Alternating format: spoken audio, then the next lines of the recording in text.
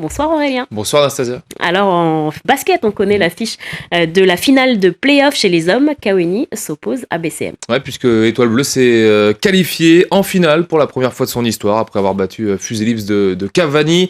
Les Kawhiens se sont imposés hier dans le match de 76-57 après avoir décroché le match nul à Cavani. C'était vendredi soir lors du match 1. Une satisfaction, vous allez l'entendre, pour Madi Hamadi, entraîneur de l'Étoile Bleue, et forcément sentiment opposé pour Souaridine Bouana, le meneur de Fuselips. Leur réaction au micro de Chafion Madi. On était très bien physiquement, on a très bien défendu, on a pris plein de rebonds, on a dominé physiquement. Je pense que ça a été un petit peu la clé du match aujourd'hui au niveau de la fraîcheur physique.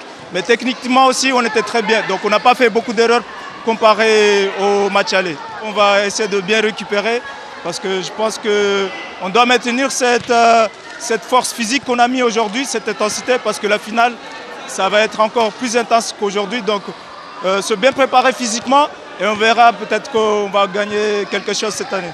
On a été maladroit sur nos adresses à tir à 3 points et même à distance. Encore une fois aujourd'hui. Concernant l'adresse, non, on ne s'y attend jamais. On ne sait pas si on est à droit ce jour-là ou pas. Mais on a essayé, mais ça n'a pas marché aujourd'hui. Et la finale homme même va débuter dès ce mercredi. Elle se joue d'ailleurs au meilleur des 3 matchs. L'affiche donc de cette finale 2024, BCM face à Étoile Bleue, début des rencontres mercredi 19h. Et chez les dames, par contre, on est toujours au stade des demi-finales. Ouais, les matchs 1 se sont déroulés samedi. Magic Basket est quasiment en finale puisque les joueuses de Passamenti l'ont emporté 73-38 face à Chicago de Mgombani. Par contre, l'autre demi-finale est beaucoup plus indécise puisque BCM l'a emporté de 10 points, 61-51 face aux Fuselips de Cavani. Résumé de la rencontre signé Jaidi Maoulida. Coaching musclé pour Amir, insatisfait de ce qu'il voit. Sur le terrain, rien ne va plus pour ses joueuses. Ayant du mal dans la raquette et abusant des tirs longue distance, elles sont menées 32-26 à la pause face au basket club de Mtsaperi. On a mal démarré, beaucoup de tirs ratés, beaucoup de lancers francs, beaucoup d'échecs. On se réveille de temps en temps, mais c'est pas assez. On n'était pas toutes là. Et non, on n'avait pas notre niveau. En deuxième période, les filles de Cavani se réveillent enfin. Samira, bien inspirée à 3 points, aura permis à Fuselips de réduire l'écart. Mais c'était avant que Nasra, en feu dans le money time et auteur de 24 points ce soir, ne plie le match avant le match retour à Cavani. Mes joueuses ont eu envie et ça s'est vu au résultat. Les consignes ont été appliquées, il y a eu quelques erreurs, mais voilà, c'est un match, l'essentiel a été atteint. Là, vraiment, mardi, il faut que tout le monde soit là. Et si tout le monde est là, on va gagner. Score final 61-51 pour BCM. La demi-finale retour se jouera ce mardi 16 avril au plateau de Cavani.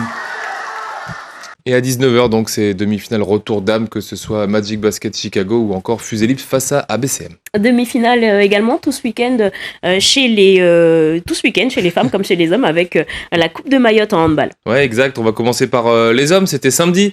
Bandrélé qui s'est imposé face à Mbuenatsa. Vous allez le voir au terme d'un match à suspense. Victoire 31-29. On revient sur la victoire des tenants du titre avec ce sujet. Dans cette demi-finale, c'est Mbuenatsa qui allume les premières mèches. De quoi faire exulter ses supporters. On y croit jusqu'au bout. Je pense qu'on va la gagner celle-là. Joie de courte durée, Bandrélé revient à hauteur 10 minutes plus tard et prend l'avantage, 12-10.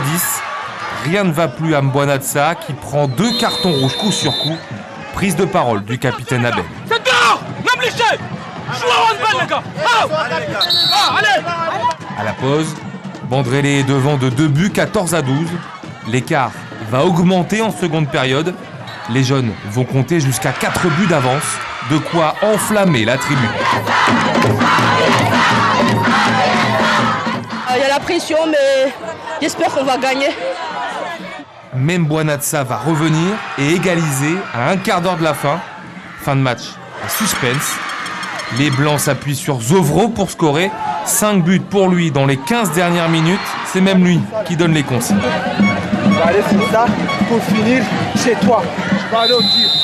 Mais Ovro et ses partenaires vont craquer, Bandrélé va en profiter, s'appuyant notamment sur Jardine, auteur des 2 buts décisifs dans les ultimes secondes du match.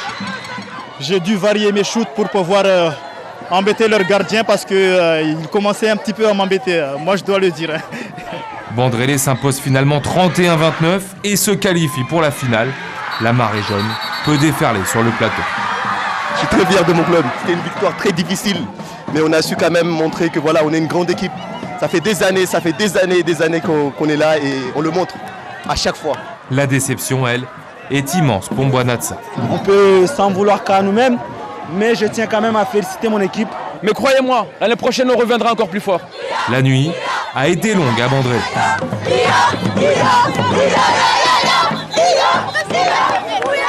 Et dans l'autre demi-finale, c'est Kombani qui l'a emporté dans le derby face à l'ASC de Singoni, victoire 30-26. On se retrouve donc en finale avec la même affiche que l'an dernier entre Bandrélé et Kombani. Là voilà cette affiche de cette finale de Coupe de Mayotte. Chez les dames, Tsimkoura a validé son billet pour la finale en venant à bout de Kombani à l'issue de la séance de tir au but. Les joueuses de la JHT doivent désormais attendre pour connaître leur adversaire puisque l'autre demi-finale qui opposait les 2 clubs de Tsingoni, la SCT et le HC Select, a dû être interrompue suite aux intempéries. La rencontre doit être reprogrammée dans la semaine.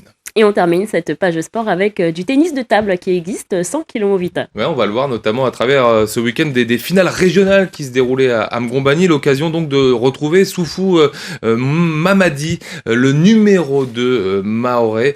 Son portrait est signé Zouria Hamza, Reina Alilouafa, Chafion Madi. C'est le meilleur joueur mahorais après Kilomovita. À 38 ans, Soufou Hamadi a soif de revanche. Cette saison, après avoir loupé les Jeux des îles pour raisons personnelles, il a remporté les finales régionales ce week-end à Mgombani. Comme l'an dernier, il ira représenter Mayotte aux finales nationales. J'étais allé jusqu'à 8e de finale, mais là-bas, ça joue mieux que nous à Mayotte. Et j'aimerais bien que...